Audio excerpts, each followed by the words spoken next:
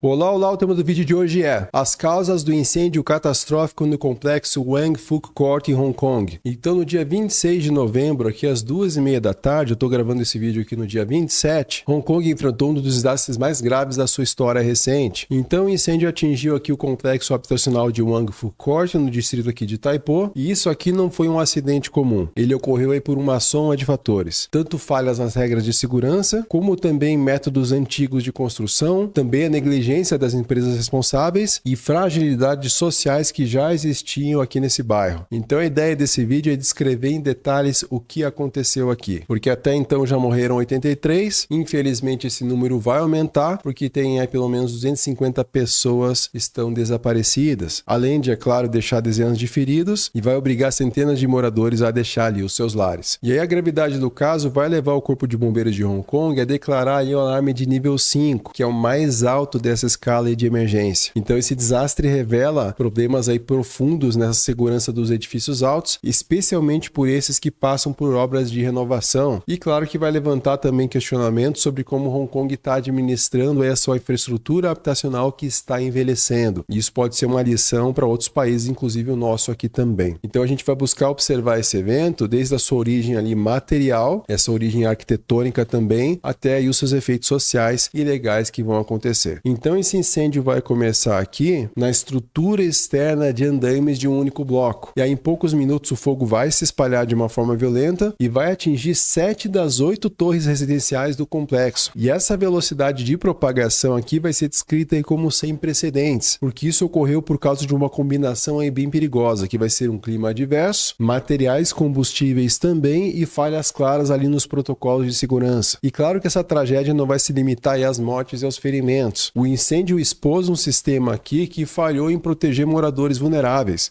Muitos deles ali que eram moradores idosos que viviam há décadas. E aí, embora a resposta das autoridades tenha sido ampla aqui, os bombeiros vão enfrentar sérios obstáculos, porque pela própria forma do edifício aqui, somado a essas alterações temporárias feitas durante a renovação também, isso também vai criar um cenário de resgate extremamente difícil e perigoso. E aí, para que a gente entenda como o incêndio se espalhou, vai ser essencial olhar para a estrutura do Wang Fuk Court, porque a arquitetura não foi apenas o cenário aqui, ela influenciou o comportamento das chamas e teve aí as suas defesas neutralizadas por mudanças externas feitas durante a obra. E aqui, se retroceder no Google Maps, a gente vai ver aqui uma das imagens mais antigas do complexo, que é de 2009 aqui, mas ele foi inaugurado em 83 como parte aqui do Home Ownership Scheme, que é um programa do governo criado para permitir que famílias de renda média baixa eles comprassem moradia subsidiada. Então esse programa ele vai surgir com uma resposta habitacional ali para a crise dos anos 70 e 80. Mais 4 décadas aí depois, muitos desses edifícios vão exigir reformas profundas, caras e também urgentes. Então o complexo aqui tem 8 torres de 31 a 32 andares, com cerca aí de 2.000 unidades e uma população estimada de 4.800 moradores. Então mais ou menos aí 2,5 morador por unidade. E essa densidade que é muito comum em Hong Kong, a gente já viu em outros vídeos aí situações piores, principalmente no vídeo sobre microapartamentos, depois se quiser assistir lá, mas o problema dessa densidade é que isso significa que qualquer falha de segurança afeta muitas pessoas ao mesmo tempo. E aí a torre vai seguir o design padronizado aí conhecido como Flexi 2, ou que eles chamam aí de New Cruciform. Então esse modelo, ele vai usar aí uma estrutura de concreto armado, com um núcleo central aí para elevadores e escadas, e as alas residenciais que vão partir desse centro. Então vão ser 4 alas aí, e que vai então ter esse formato aqui cruciforme. E aí esse design Flexi 2 aqui, ele depende dessa compartimentação passiva, ou seja, paredes de concreto e portas corta-fogo que devem manter o fogo dentro de uma única unidade por tempo suficiente para que os bombeiros possam chegar ali. E, enfim, muitos prédios pelo mundo vão ter isso. Aqui no Brasil a gente tem leis aí contra incêndio também. Cada estado aí tem suas normativas aí. Mas esse sistema funciona bem quando o incêndio começa dentro de um apartamento, que é o que a gente espera, né? A gente não vai esperar que o incêndio vai vir de fora. Só que essa obra de renovação, ela vai criar uma espécie de segunda pele combustível ao redor do prédio. E aí essas várias janelas que a gente vê aqui em volta, que vão ser projetadas para melhorar essa ventilação cruzada, elas vão virar pontos de entrada para chamas. Então o fogo vai subir pelos andames externos e vai encontrar múltiplas aberturas em cada andar para poder entrar, ultrapassando essas barreiras internas de proteção e anulando ali aquele conceito de caixa de concreto. E aqui a gente consegue entender então bem como funciona a planta. Os elevadores aqui dentro, as escadas aqui por trás do elevador. Então nesse apartamento a gente consegue ver a sala aqui no cantinho, os quartos, a cozinha vai estar aqui para trás. A gente vai ter a lixeira aqui nesse refuse room, aqui a lixeira. Aqui seria depósito e armazenagem nesse pedacinho aqui também. E aí então todos esses prédios pegaram fogo menos esse aqui. Então imagine então essa área externa pegando fogo, com essa queima ali de materiais sintéticos da fachada, que a gente já vai comentar sobre isso. Tudo isso vai gerar uma fumaça tóxica que vai entrar, vai se espalhar por essas áreas comuns aqui e pelas caixas de escada também. E aí as escadas deveriam ser zonas aí seguras de evacuação, mas eles não tinham sistemas modernos de pressurização. Então geralmente uma escada, quando tem ventilação natural, grande parte das legislações aqui residenciais do Brasil vão exigir essa ventilação natural, ou seja, vai entrar um ar aqui por baixo dessa abertura aqui e o ar vai poder subir aqui por uma abertura mais alta, ou seja, sempre tem uma troca de ar natural ali e isso ajuda a manter a porta fechada também. Então a fumaça entra e tende a ser limpa, portinha fechada e a escada aí para todo mundo fugir então. E aqui a gente percebe duas aberturas como se fossem dois shafts, talvez de pressurização. Então talvez até exista um sistema desses, mas algumas vezes sistemas não estão funcionando, porque uma pressurização dessa dentro da caixa de escada necessita de um maquinário lá por baixo para soltar esse ar. Então devido à resolução aqui não dá para saber. E tentei pesquisar e não achei algo realmente fechado em relação a isso. Mas como muitos prédios ali da década de 80 nunca passaram por retrofits desse tipo, a fumaça vai entrar livremente e vai criar esse fenômeno aqui chamado de smoke logging e que vai deixar as rotas de fuga ali impossíveis de usar. E o complexo estava passando ali por uma grande obra de renovação com um custo ali de 330 milhões de dólares ali de Hong Kong, que dá mais ou menos aí 207 milhões de reais. Então o foco era recuperar a fachada e também o foco era a impermeabilização. E esse tipo de obra aqui vai ser obrigatório pelo Mandatory Building Inspection Scheme de Hong Kong, que ela vai servir para edifícios com mais de 30 anos. Mas o que obviamente deveria reforçar a segurança vai acabar criando as condições ali ideais para o desastre. E aí essa decisão de reformar todas as torres ao mesmo tempo, ou naquelas etapas ali que se sobrepunham, vai fazer com que quase o complexo todo aí ficasse coberto pelos andaimes simultaneamente. Então isso vai criar pontes contínuas de material combustível entre as torres. E aí vai permitir que o fogo se espalhasse de um edifício para o outro. E esse tipo de propagação aqui entre torres, ele é raro em cidades modernas, porque essa distância entre os edifícios costuma aí agir como uma barreira natural contra incêndios. Só que aí o incêndio aqui ele pode ser explicado pela interação de três materiais principais com as leis básicas aí da física de fluidos. Então essa análise mostra que o evento não vai ser aleatório, ele vai ser o resultado direto do uso de materiais inadequados em uma situação de alto risco. E é o que a gente já pode chamar hoje aí de triângulo da morte, porque Hong Kong vai ser um dos poucos lugares do mundo aí desenvolvido que vai ainda usar bambu para andaimes de prédios altos. E claro, o bambu é leve, ele é tradicional, ele é sustentável, mas quando ele está seco, ele se torna altamente inflamável. E o bambu ele é seco ao ar ali para aumentar a sua resistência. Então esse processo vai reduzir a umidade dele, mas vai aumentar por consequência a inflamabilidade. E aí ao receber o calor, ele vai liberar ali os compostos voláteis que vão acelerar essa queima. Ainda a configuração do andaime aqui tem uma estrutura treliçada, que vai formar um sistema aí bem ventilado, ou seja, ele vai garantir oxigênio constante para as chamas, o que vai intensificar e acelerar o incêndio. E ainda as normas vão exigir que o bambu seja tratado para reduzir os riscos. Porém, muitas obras aí vão ignorar esse tratamento para economizar tempo e dinheiro. Ainda, a gente pode ver aí as redes verdes. Então isso aqui é muito comum em obras para evitar ali a queda dos detritos. O cara derruba ali uma pedra, o cara derruba um martelo. Então isso não vai para fora e fica ali dentro do prédio. Só que no incêndio aqui, eles vão se tornar o principal caminho para essa propagação vertical. E essas redes aqui vão ser feitas geralmente por polietileno ou também por polipropileno, que vão ser baratos. E aí, sem retardantes de chama, eles vão funcionar como uma espécie aí de pavio vertical. E daí, queimando, eles vão derreter e vão formar gotas de plástico em chamas, que vão acender pontos inferiores e vão criar ali novos focos. E os vídeos aqui vão demonstrar que a rede queimou mais rápido que o bambu, ou seja, criando essa frente para o fogo que vai subir ali cerca de 30 andares em pouquíssimos minutos. E ainda a investigação vai encontrar um terceiro fator que vai transformar um incêndio externo nessa tragédia massiva, que é aqui o uso de placas de poliestireno para vedação temporária das janelas e também as áreas de elevador. Então o material foi usado aí para proteger vidros e também reduzir a poeira ali durante a obra. Mas o poliestireno ele é altamente combustível e ele estava exposto aqui ou mal protegido. tudo. E aí dá para ver que o fogo pegou aqui com bastante intensidade. Mas calma que piora, porque ao queimar, o poliestireno vai liberar fumaça negra e densa com estireno, também com benzeno e com monóxido de carbono. Então sua alta taxa de liberação ali de calor vai fazer com que as janelas estourassem, permitindo ali a entrada do fogo em apartamentos e também nos corredores. Ainda essa configuração aqui formada pela fachada original mais a camada externa dos andaimes, junto com a rede ainda por cima, vai criar um espaço vertical ali contínuo. Então isso aqui por trás ele vai criar um efeito chaminé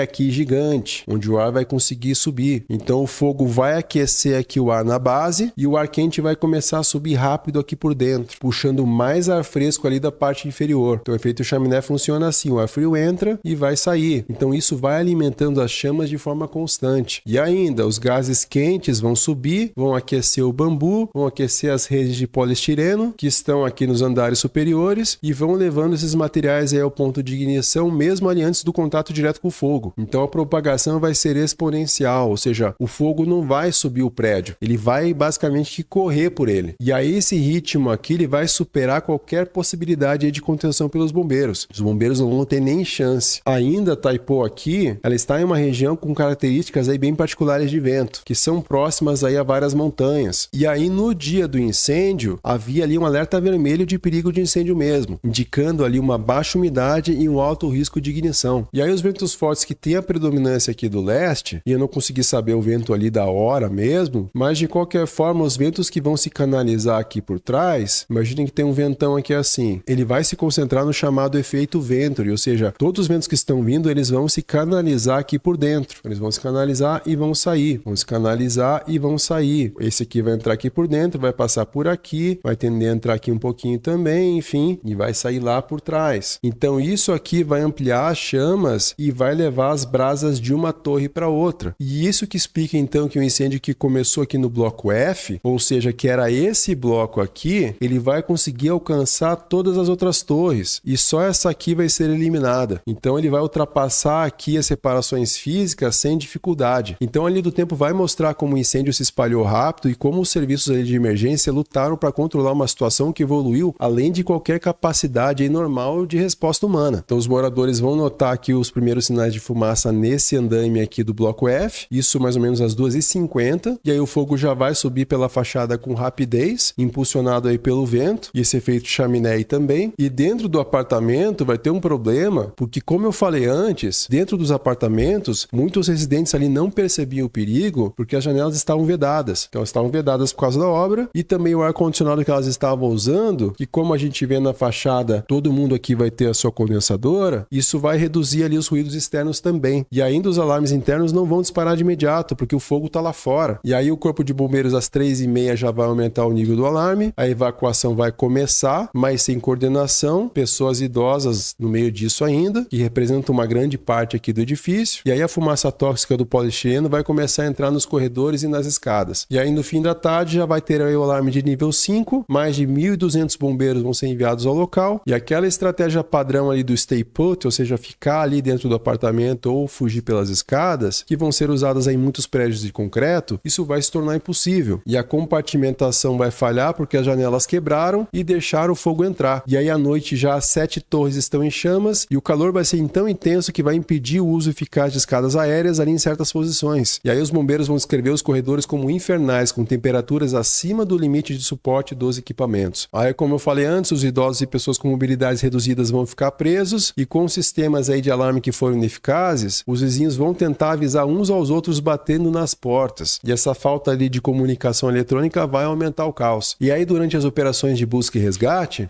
o bombeiro sênior aqui, Ho, de 37 anos, vai perder ali contato com sua equipe. Então ele vai morrer por inalação de fumaça, queimaduras também, e vai evidenciar aqui as condições extremas dentro das torres, porque vai ser visibilidade zero, vai ser calor muito acima do tolerado pelos equipamentos de proteção e ainda rotas de fuga comprometidas. Então a morte dele aí vai ser um símbolo desse esforço humano e desse risco aí extremo que estava acontecendo ali. E aí a polícia começou a investigação aqui imediatamente e vai tratar o caso aí como um não acidente, mas como um possível realmente crime. Então o foco vai recair sobre essa empresa responsável pela obra e sobre esse histórico aí de falhas de segurança. E essa empresa aqui, a Prestige Construction Engineering, era responsável pela renovação do complexo. E aí a polícia prendeu 3 pessoas ligadas à empresa aí, 2 diretores e um consultor de engenharia, sob essa suspeita aí de homicídio culposo. E aí uma análise forense corporativa já vai mostrar que essa empresa já tinha histórico ali de violações de regras de segurança. Aqui então está um deles sendo preso. E em 2023 a empresa aí já foi condenada por infrações em outros projetos ali na região dos mid-levels. E aí o fato de uma empresa com registros negativos ter recebido um contrato de 330 milhões de dólares ali de Hong Kong para renovar um complexo público levanta aí dúvidas sobre esse processo de seleção. Também o processo de supervisão e essa diligência ali prévia por parte das autoridades e também dos proprietários. Então vai ser uma evidência aí de homicídio culposo mesmo, porque vai ter muita evidência, como eu já falei no vídeo inteiro aí. Então, fora tudo isso que eu já falei, vão ter relatos aí de trabalhadores fumando nos andaimes e jogando pontas de cigarro, que mostra aí uma falta de supervisão básica ali de segurança. Ainda as investigações estão indicando já que as redes verdes usadas ali na obra podem não ter tido tratamento ali retardante de chamas, ou eram produtos ali inferiores, até mesmo falsificados. Então tudo isso reforça aí uma tese de negligência muito grave. E aí a Comissão Independente contra a Corrupção, chamada de CAC,